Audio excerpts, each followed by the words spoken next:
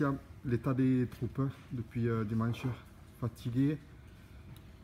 Il y a un sentiment mitigé et partagé surtout de fatigue liée au temps, au contexte et à l'équipe qu'on a joué, qui était une grosse équipe et qui était dure dans les impacts et dans le contexte de jeu au près. Voilà, ils sont agressifs, costauds, bon, voilà. Donc il y avait quelques couvertures lundi au réveil musculaire. Après aussi un sentiment de plaisir d'avoir battu la meilleure équipe de ce championnat, avec aussi le sentiment d'avoir donné dans l'investissement. Voilà, on avait appuyé sur ce point-là toute la semaine, c'est-à-dire de se retrouver un peu dans le combat, l'investissement, ce qui nous avait fait défaut à Perpignan. Donc moi j'attendais beaucoup les garçons sur ça, ils ont répondu présent, donc voilà, aussi ce sentiment de plaisir d'avoir effectué un match au moins dans la volonté, d'avoir mouillé le maillot au-delà du temps, par la sueur et le sang à des moments, et ça on le devait aussi aux gens par rapport au match qu'on avait pu ou ne pas pu faire à Perpignan. Pas de blessés? Non, pas de blessés, comme quoi des fois tout peut bien se passer sur une journée. Ouais. Ok. Ensuite, le public a retrouvé son équipe dimanche.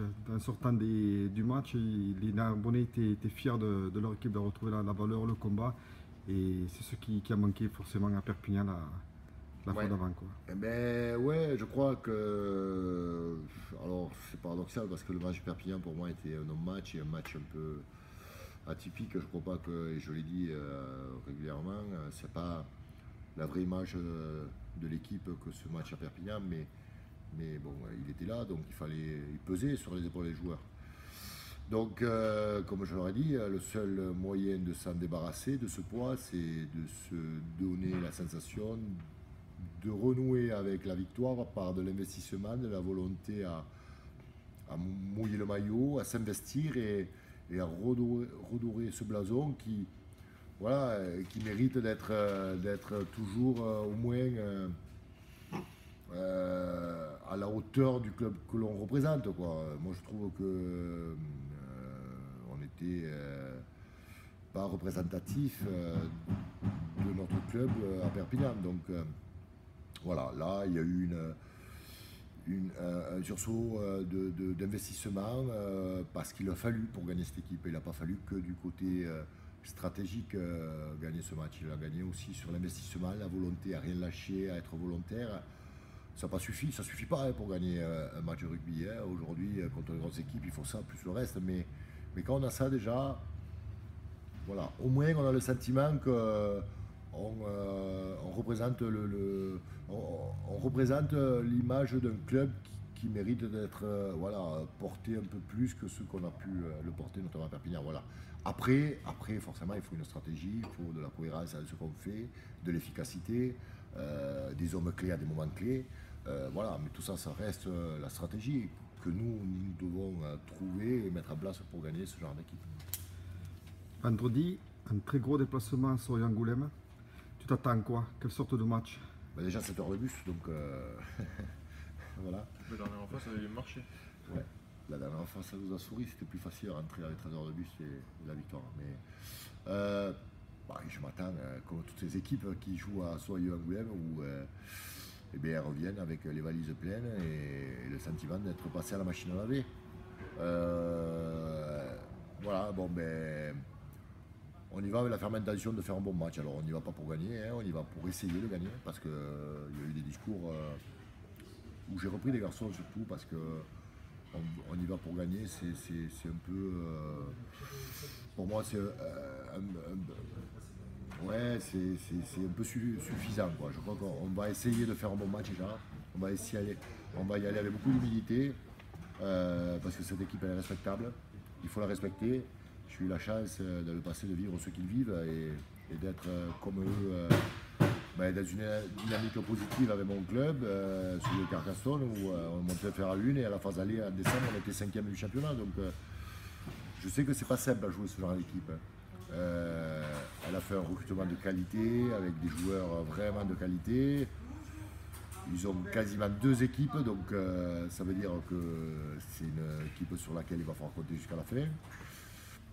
Voilà, mais voilà, allons-y avec la ferme intention simplement de faire un bon match, d'avoir autant d'investissements qu'on a pu y mettre le week-end dernier, parce que sinon l'addition sera lourde et salée. Et puis après, prenons notre destin entre nos mains et essayons de faire quelque chose. Voilà, en ayant la ferme intention simplement de faire un bon match et d'essayer de, voilà, essayer de vouloir gagner là-bas. Parce que si on n'y va pas pour gagner, il ne faut pas y aller. D'une part parce que ça peut être très difficile la gestion derrière et que ça peut avoir des effets vraiment néfastes sur le score.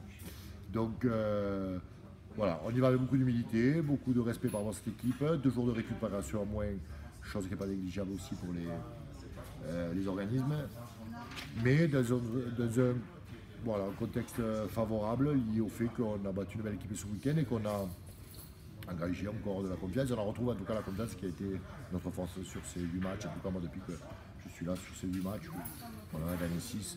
Voilà, c'était surtout une forme de confiance qui nous a donné un bon bout de souffle, un bon bol d'air et qui nous a permis de se retrouver, de redonner à des joueurs un peu plus d'enthousiasme, d'entrain et de les laisser s'exprimer comme ils aiment. En tout cas, moi, c'est ce que je veux. Et voilà, gardons cette confiance, mais prudence, parce qu'on est en danger ce week-end à Soyons-Moulin.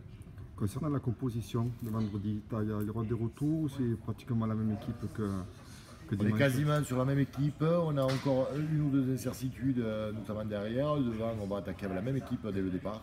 Comme je dis aux garçons, ça va être dur d'enchaîner, mais à la fois, écoutez, il en reste 2 et après, ils seront en vacances, donc c'est pas grave, il faut se serrer les dents, notamment sur 2 lignes où les garçons ne tournent pas.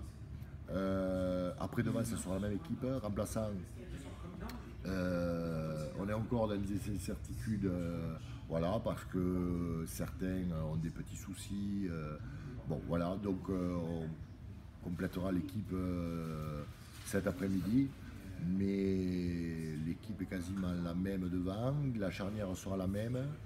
On risque de changer au niveau des ailes et des centres et à l'arrière, c'est-à-dire qu'à l'arrière, on va rentrer Matthew White à la place de Pierre Cure. Au centre, une possibilité de mettre Sébastien Georgis au centre avec une possibilité de Brieux-Plessis et aux ailes, Saki va rester à l'aile et le retour de Salia Fekitoa.